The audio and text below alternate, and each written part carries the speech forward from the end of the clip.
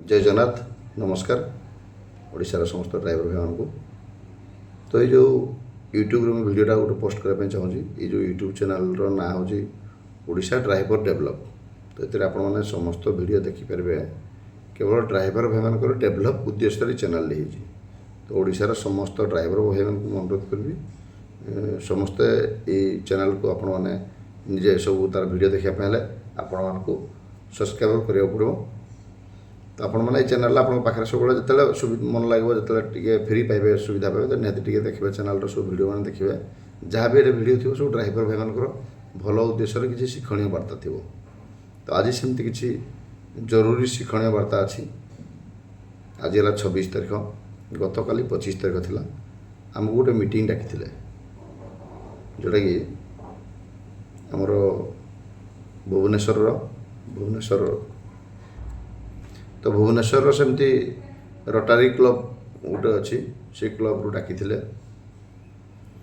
सेमानकर उद्देश्य थिला जे आमर हॉर्न केमती कम बजा जीवो तार हॉर्न को केमती सेव करवा तो बहुत किसी आमको बुझेले कि वार्ता देले ड्राइवर भाई मान भल उद्देश्य से कहले तुम निजे बुझा सागर आउ क्या भी बुझेब आम एक्चुअली देखो गोटे निजक निजे फिल करूँ आम जो गाड़ी चलाऊती सब तो गाड़ी में आम पूरा टेंशन रोती हॉर्न बजाऊती आम हॉर्न बजाऊती ठीक अच्छे ता भितर हॉर्न तो निहाती बजाऊ पड़ो जेहेतु गाड़ी चलला बेलू रास्तार आम हॉर्न बजाऊ पड़ो तो निजर विवेक को पचारत आपण मैंने किसी जगह मिस हॉर्न मारती जोड़ा से हॉर्न मारले भी किसी लाभ हेनी जमती आगे गोटे गाड़ी थी आगे गोटे गाड़ी थी आम ड्राइवर भाई मैंने से जगह हॉर्न बजाऊ भाई से गाड़ीटा जब सैड हेल्थ ये जी आप हॉर्न मारे केमती जी से आग गाड़ीटा गले तो जी से जगह टी कम माने टी आमको दिमाग लगार अच्छी जेटे हॉर्न मारले किसी लाभ ना बरंज क्षति तो हॉर्न मारे किसी लाभ ना ना तो से जगह हॉर्न बजावा किसी आवश्यक नहीं तो से आपण मैंने हॉर्न बजेबे तो हॉर्न बजावा भितर बहुत किसी क्षति होमर गोटे जिनस हूँ आम चिड़चिड़ा हो माने से जहाँ खाली बुझाते सार मैंने जे आपण मैंने घर को जो गाड़ी छाड़ी आसुँच घरे ठीक से फैमिली सहित भल से कथा होना राग राग चिड़चिड़ी हो माने आम माइंड स्थिर रोनी गोटे टेंशन रोचे सब हाई बीपी ब्लड प्रेसर सब तो सब जिन केते गुड़े धीरे धीरे आम आस्ते आस्ते देह भितर बहुत गुड़े समस्या देखा तो हॉर्न सेव किसी कारण भी अच्छी इंपोर्टेंट कारण अच्छी हॉर्न टाक सेव कर जी दरकार बज एमती नहीं आम बजेबा नहीं जोड़े दरकार पड़ी से बजेबा किंतु चेष्टा करवा कि कम बजेबा तो आपण मैंने निजे बुझा सागर आउ 5टा ड्राइवर को बुझापी समस्त चेष्टा करूँ आ भिडियोटी सब शेयर करने चेष्टा करेंगे जिते आम ड्राइवर भाई मैंने देखिए निहती भिडियोटी शेयर करेंगे आपण मान भल उद्देश्य आउ कि कहते सार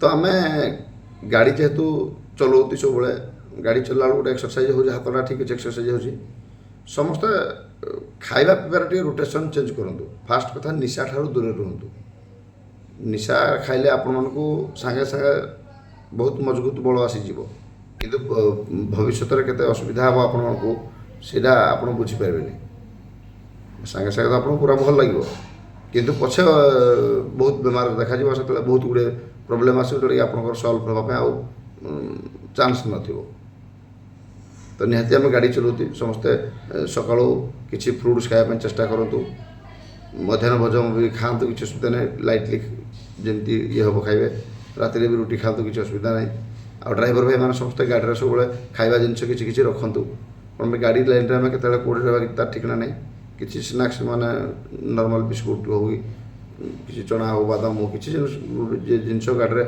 सब स्टक था गाड़ी ड्राइवर भाई मानी केतला भी कौड़े रहा के फसी जाए किसी ग्यारंटी नहीं तो निहती आम हॉर्न टाक सेव करवा सागर आमर निशा निशा ठार दूर रहा आम गाड़ी चलला बेलू आम मोबाइल व्यवहार करवानी ड्राइविंग टाइम जो गाड़ी चलाऊती आम भी व्यवहार करदे फोन आसते कथा पड़ो टी कथा कि भूल आम लोक कहे भाई तुम्हें भी तो कथा हो ना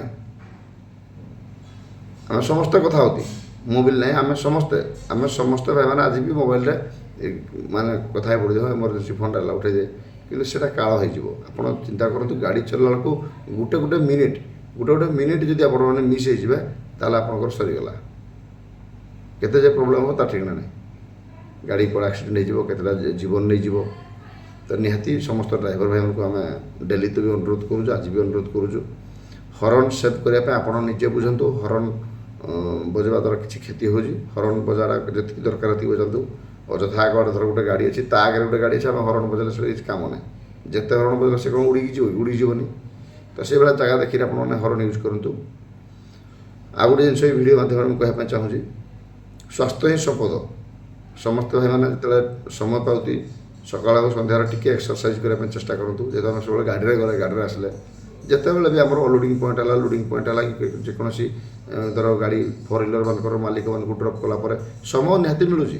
ଡ୍ରାଇଭର ଭାଇମାନଙ୍କୁ ଏମିତି ନାହିଁ ସମୟ ମିଳୁନି, ସମୟ ମିଳୁଛି। ତ ଡେଲି 15 ମିନିଟ୍ 10 ମିନିଟ୍ ଆପଣଙ୍କ ଶରୀର ପାଇଁ ଏକ୍ସରସାଇଜ୍ କରନ୍ତୁ, କିଛି ଏକ୍ସରସାଇଜ୍ କରନ୍ତୁ, ଯୋଗ କରନ୍ତୁ।